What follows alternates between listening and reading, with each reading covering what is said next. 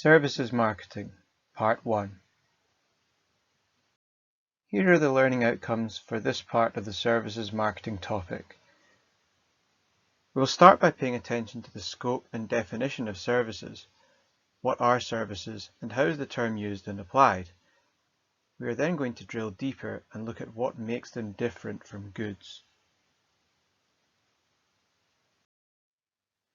What is a service? In economic terms, a service is the non-material equivalent of a good. Now that's an inverse definition, which is often not very helpful as a definition. It's a bit like saying a cat is a non-dog equivalent of a four-legged mammal. It's a good start, but it doesn't really tell us exactly what a cat is. In more useful definitions, service provision has been defined as an economic activity that does not result in ownership, for example, going to see a psychologist. And this is what makes it different from providing physical goods, for example, a pair of socks or a shirt. When someone buys a car, it becomes theirs to keep, but when they pay to get it repaired or serviced, they do not own the garage mechanic. There is also a clear distinction regarding ownership in the context of services. It is also claimed that a service is a process that leads to some sort of benefit by facilitating a change in a customer, a change in their physical possessions, as it would be with a car service, or a change in their mood. By going to watch your favourite band in concert, your attendance facilitates a change in your sense of, say, well-being, or indeed, if you go for a massage at a spa, then the relaxation and peacefulness that you achieve is part of that change that the service has facilitated. So services can facilitate a change in your physical possessions, as they do when you get your car serviced, or they can facilitate a change in intangible assets, like your sense of well-being. This is how Baines et al. 2008 defines services. A service is any act or performance offered by one party to another that is essentially intangible. Consumption of the service does not result in any transfer of ownership, even though the service process may be attached to a physical product.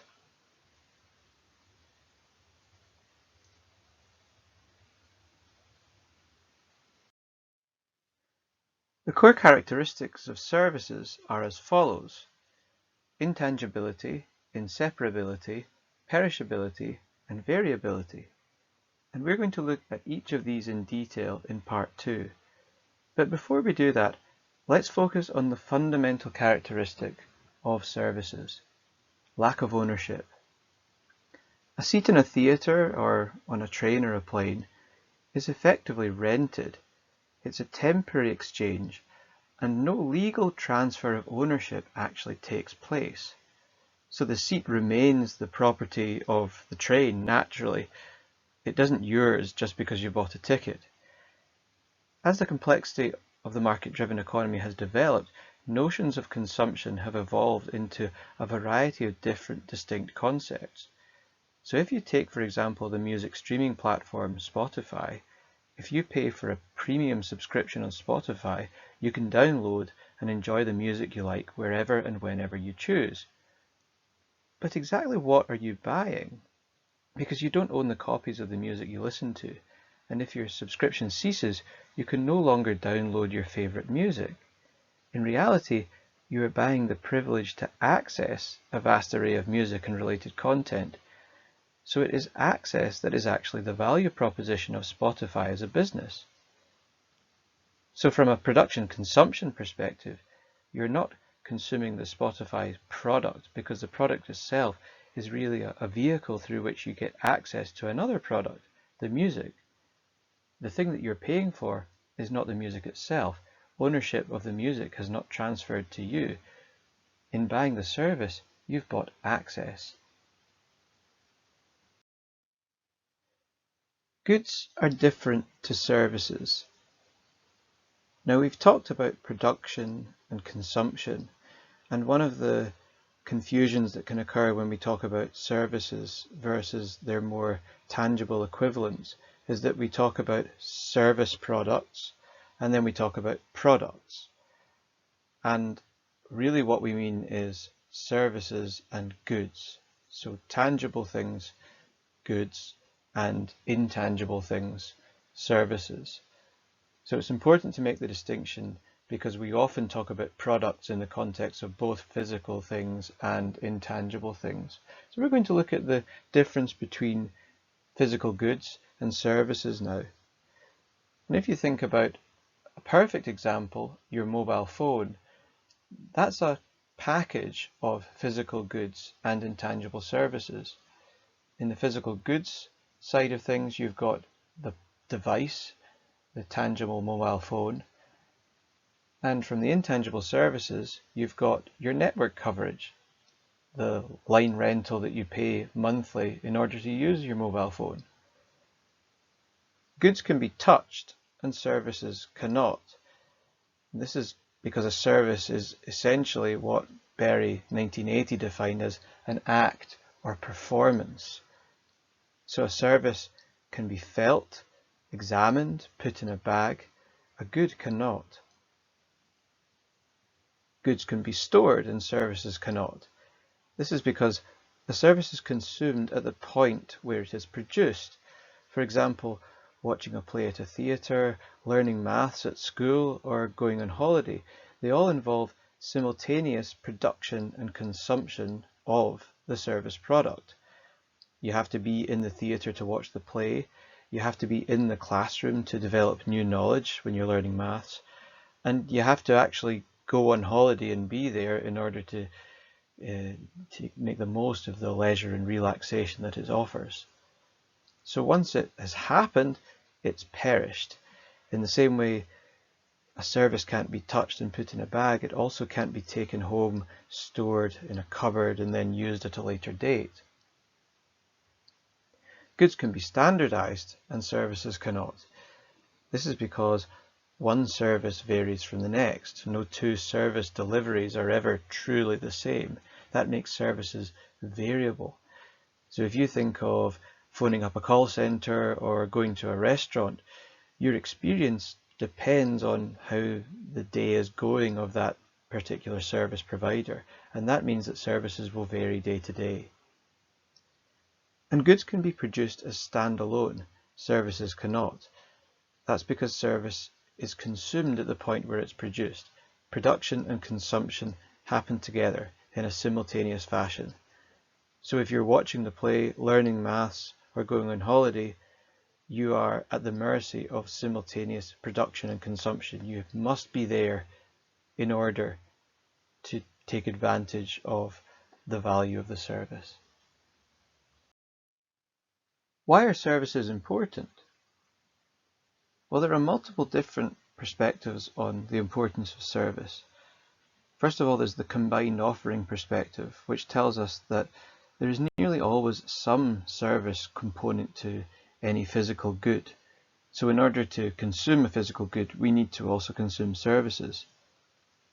Also, product augmentations, as you move up the development of the marketing mix, product augmentations are very often based on service augmentations, allowing us to add value to any particular good that we are trying to sell. So services therefore allow brands to differentiate themselves and try to move towards uniqueness. There's also the importance of services in the economy. In our post-industrial economies, services account for the majority of activity within the economy. And there's also the contemporary service-dominant logic view, which was developed by Stephen Vargo and Robert Lush.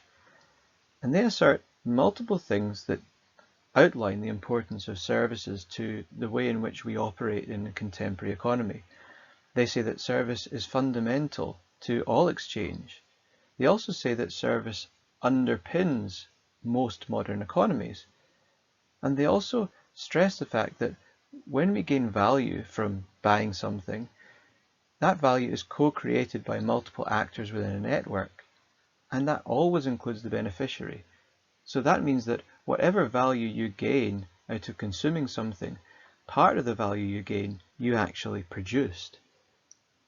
Vargo and Lush say that all exchanges can be viewed in terms of service for service exchange, the reciprocal application of resources for others' benefit.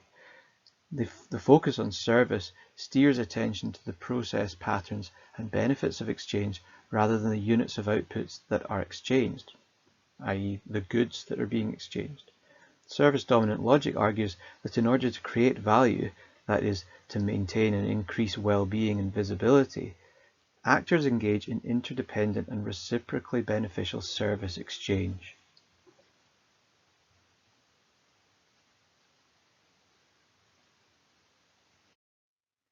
Let's look at services in the economy.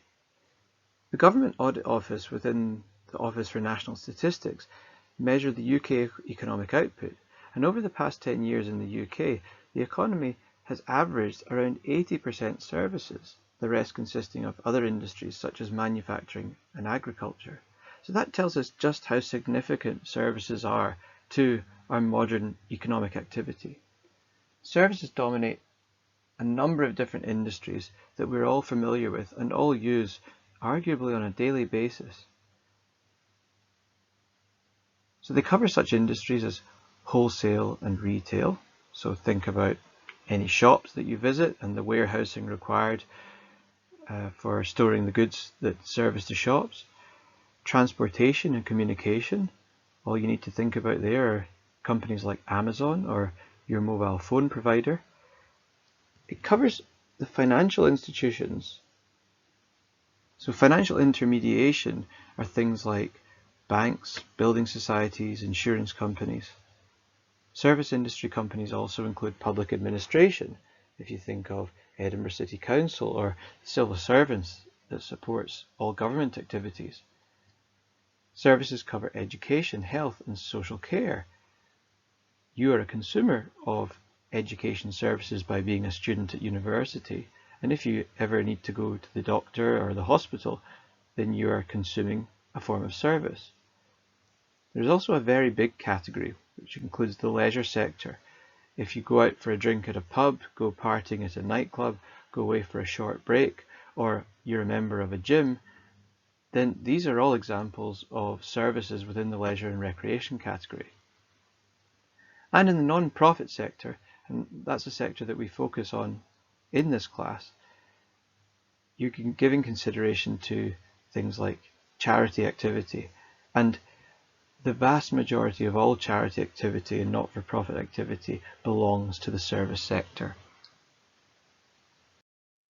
Now we're going to look at the product-service continuum, or you could call it the goods-services continuum. This demonstrates to us that in any product you care to think of, there will always be some form of mixture between intangible assets and physical goods, moving from pure product all the way to pure service. So at one end of the spectrum, we have a high physical element and a low service element. So if you wanted to go and buy a Mars bar, you would need to go normally into a shop to buy it. You need to go and check out and pay. So there's a service element there being added by the retailers. They're adding some value in terms of information, interaction, and the selling environment. Then, as the complexity of the good increases, so the need for an increased amount of service increases. If you went to go and buy a car, for example, there's a degree of information and support that you require from the selling process in order to make your decision. So that's where services become a more important part of the experience of purchasing that particular product. So it moves towards the center of the goods services continuum. And then we move towards the end of the continuum where there's a high service element and a low physical element, where the main part of the product being purchased is customer experience. So you can think of things like theme parks, air travel, medical services and education. And you've got the example here of Lady Gaga. Going to a concert is facilitating a change through enjoyment, but the physical element is almost non-existent. And here are some examples of how different products map on to the product service continuum, or the goods services continuum, as you might call it. That concludes part one of services marketing. Here's a summary of what we've covered. We've established that services are based on lack of ownership. You can't take a service home. So therefore they differ from goods along various different dimensions. A service can be understood as an act or performance, and importantly, that performance goes both ways. Both the service provider is performing and also the customer is performing. Consuming a service elicits some form of change within us as the consumer, and services are the basis of any modern economy.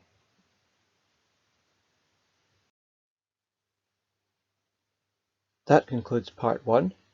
Next, we'll be looking at the characteristics of services.